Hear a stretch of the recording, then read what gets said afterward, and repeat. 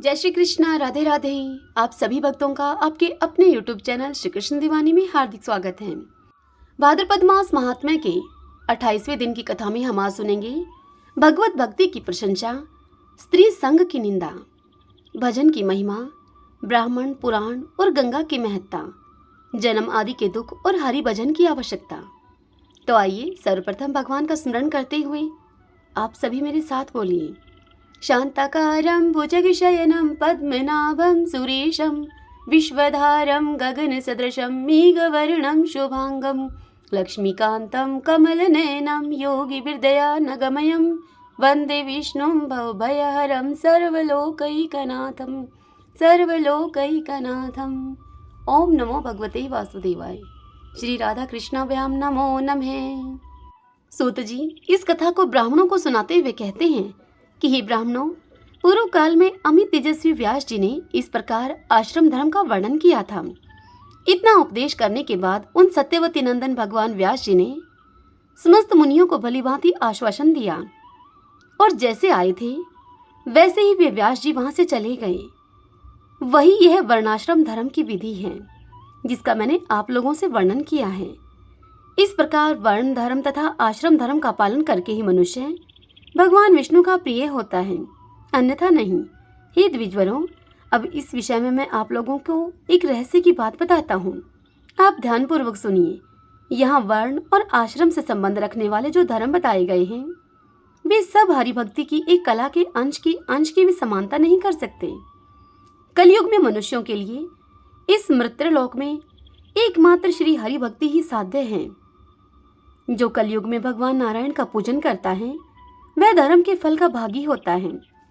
अनेकों नामों के द्वारा जिन्हें पुकारा जाता है तथा जो इंद्रियों के नियंता हैं, उन परम शांत सनातन भगवान दामोदर को हृदय में स्थापित करके मनुष्य तीनों लोकों पर विजय प्राप्त कर लेता है। जो द्विज हरि भक्ति रूपी अमृत का पान कर लेता है वह कलिकाल रूपी सांप के डसने से, उस फैले हुए पाप रूपी भयंकर विष से आत्म रक्षा करने के योग्य हो जाता है। यदि मनुष्यों ने श्री हरि के नाम का आश्रय ग्रहण कर लिया तो उन्हें अन्य मंत्रों के जप की क्या आवश्यकता है।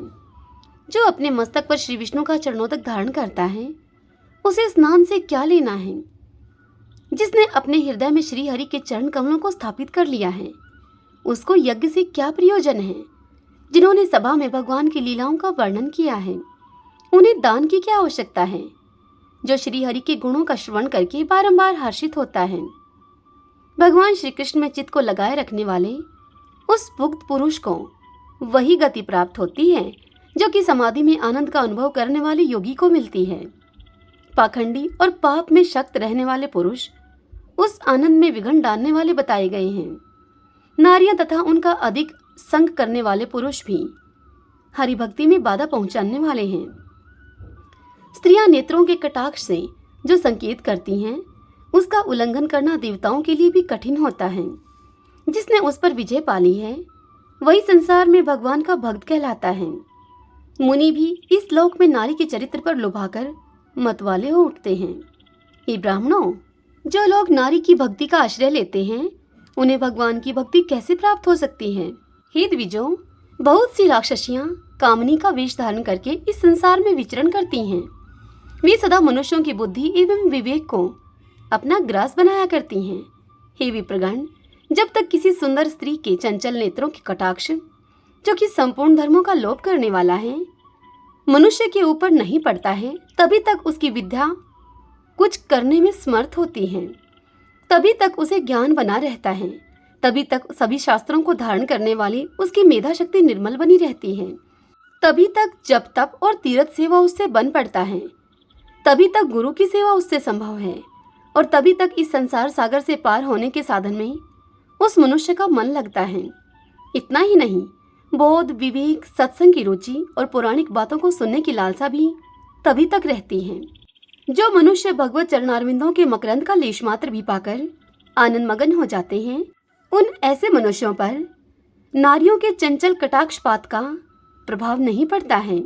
हे द्विजों, जिन्होंने प्रत्येक जन्म में भगवान हर्षिकेश का सेवन किया है, ब्राह्मणों को दान दिया है तथा अग्नि में हवन किया है, उन्हीं को उन विषयों की ओर से वैराग्य होता है। हे ब्राह्मणों, स्त्रियों में सौंदर्य नाम की वस्तु ही क्या है? पीप, मूत्र, विष्ठा, रक्त, त्वचा, मैदा, हड्डी और मज्जा, इन सब से युक्त जो ढांचा है उसी का नाम है शरीर। भला इस शरीर में सौंदर्य कहाँ से आया? उपयुक्त वस्तुओं को पृथक पृथक करके यदि छू लिया जाए तो स्नान करके ही मनुष्य शुद्ध होता है, किंतु हे ब्राह्मणों, इन सभी वस्तुओं से युक्त जो अपवित्र शरीर है वह लोगों को सुंदर दिखाई देता है। आहो, यह मनुष्यों की अत्यंत दुर्दशा है जो कि दुर्भाग्यवश घटित हुई है। पुरुष उभरे हुए कूंचों से युक्त शरीर में स्त्री बुद्धि करके परवर्त होता है, किंतु कौन स्त्री है और कौन पुरुष, विचार करने पर भी कुछ भी सिद्ध नहीं होता। इसलिए साधु पुरुष को सब प्रकार से स्त्री का संग का परित्याग करना चाहिए। भला स्त्री का आश्रय लेकर कौन पुरुष इस पृथ्वी पर सिद्धि पा सकता है? कामिनी और उसका संग करने वाले पुरुष का संग भी त्याग देना चाहिए। उनके संग से रौरव नरक की प्राप्ति होती है। यह बात प्रत्यक्ष प्रतीत होती है। जो लोग अज्ञानवश स्त्रियों पर लुभाए रहते हैं उन्हें दैव ने ठग लिया है। नारी की योनि साक्षात नरक का कुंड है। कामी पुरुष को उसमें पकना पड़ता है, क्योंकि जिस भूमि से उसका आविर्भाव हुआ है वही वह फिर रमण करता है। आहो, जहाँ से मल जनित मूत्र और रज बहता है वही मनुष्य रमण करता है। इससे बढ़कर अपवित्र कौन होगा? वहाँ अत्यंत कष्ट है, फिर भी मनुष्य उसमें प्रवृत्त होता है। आहो, यह दैव की कैसी विडंबना है। उस अपवित्र योनि में बार बार रमण करना यह मनुष्यों की कितनी निर्लजता है। अतः बुद्धिमान पुरुष को स्त्री प्रसंग से होने वाले बहुतेरे दोषों पर विचार करना चाहिए। मथुन से बल की हानि होती है और उससे उसको अत्यंत निद्रा अर्थात आलस्य आने लगता है। फिर नींद लेने से तो बेसुध रहने वाले मनुष्य की आयु कम हो जाती है। इसलिए बुद्धिमान पुरुष को उचित है कि वह नारी को अपनी मृत्यु के समान समझे और मन को प्रयत्न पूर्वक भगवान गोविंद के चरण कमलों में लगाए। श्री गोविंद के चरणों की सेवा इहलोक और परलोक में भी सुख को देने वाली है। उसे छोड़कर कौन महामूर्ख पुरुष स्त्री के चरणों का सेवन करेगा? भगवान जनार्दन के चरणों की सेवा मोक्ष को प्रदान करने वाली है तथा स्त्रियों की योनि का सेवन उस योनि के ही संकट में डालने वाला है। योनि से भी पुरुष को बार बार योनि में ही गिरना पड़ता है। यंत्र में कसे जाने वाले को जैसा कष्ट होता है वैसा ही यातना उसे भी भोगनी पड़ती है, परंतु फिर भी वह योनि की ही अभिलाषा करता है। यह पुरुष की कैसी विडंबना है, इसे जानना चाहिए। मैं अपनी भुजाएं ऊपर उठाकर कहता हूँ कि मेरी उत्तम बात आप सुनिए। श्री गोविंद में मन को लगाओ, यातना देने वाली योनि में नहीं लगाओ। जो मनुष्य स्त्री की आसक्ति को छोड़कर विचरण करता है वह मानव पग पग पर अश्वमेध यज्ञ का फल पाता है। यदि दैव योग से उत्तम कुल में उत्पन्न सती साध्वी स्त्री से मनुष्य का विवाह हो जाए तो उससे पुत्र का जन्म होने के बाद फिर उसके साथ समागम न करें।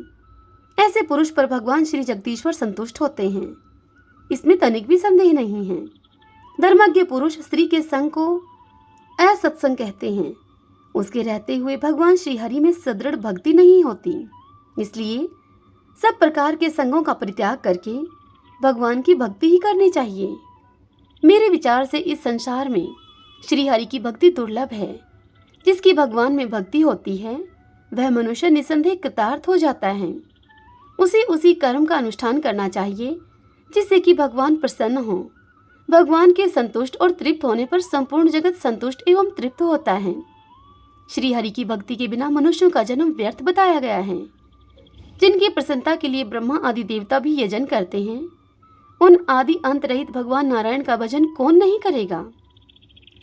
जो अपने हृदय में श्री जनार्दन के युगल चरणों की स्थापना करता है उसकी माता परम सौभाग्यशालिनी और पिता महापुण्य आत्मा है।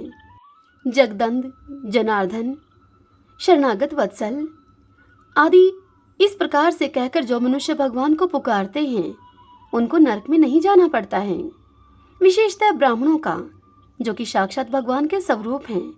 जो लोग यथा योग्य उन ब्राह्मणों का पूजन करते हैं उनके ऊपर भगवान प्रसन्न होते हैं। भगवान विष्णु ही ब्राह्मणों के रूप में इस पृथ्वी पर विचरण करते हैं। ब्राह्मण के बिना कोई भी कर्म सिद्ध नहीं होता।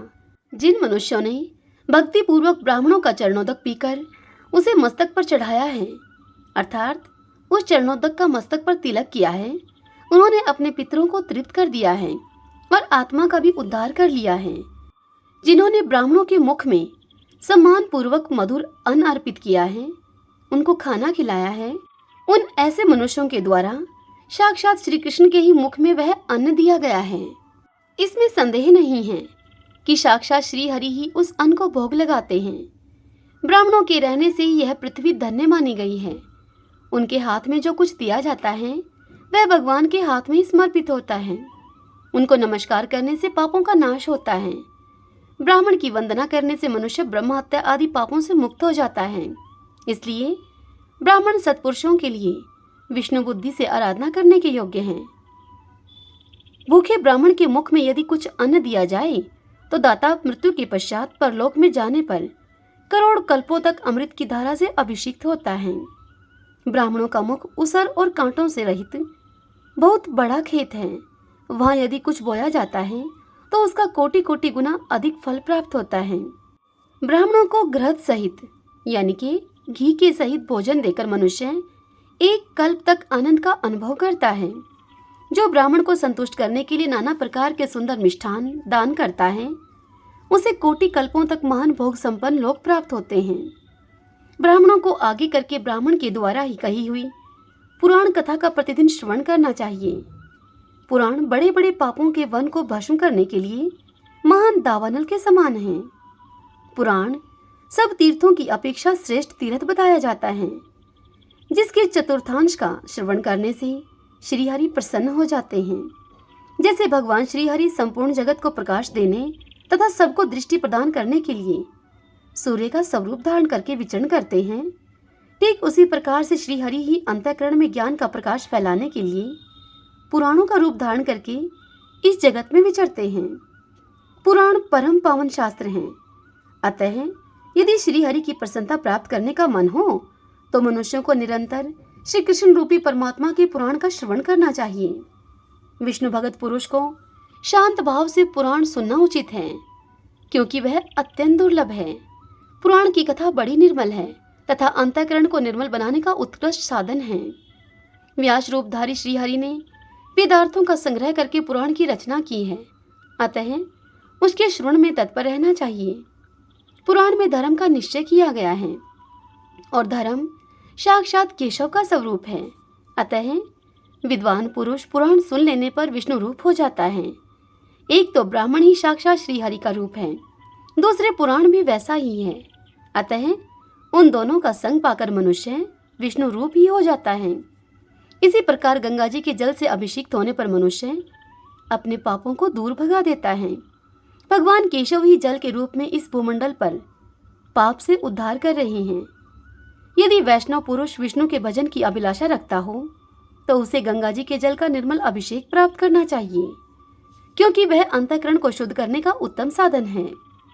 इस पृथ्वी पर भगवती गंगा विष्णु भक्ति को प्रदान करने वाली बताई जाती हैं।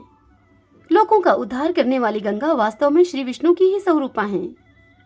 ब्राह्मणों में, पुराणों में, गंगा में, गौओं में तथा पीपल के वृक्ष में नारायण बुद्धि करके मनुष्यों को उनके प्रति निष्काम भक्ति करनी चाहिए।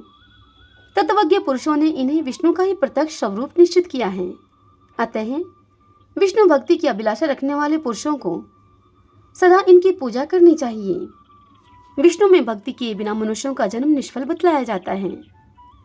कली काल ही जिसके भीतर जल राशि है, जो पाप रूपी ग्रहों से भरा हुआ है।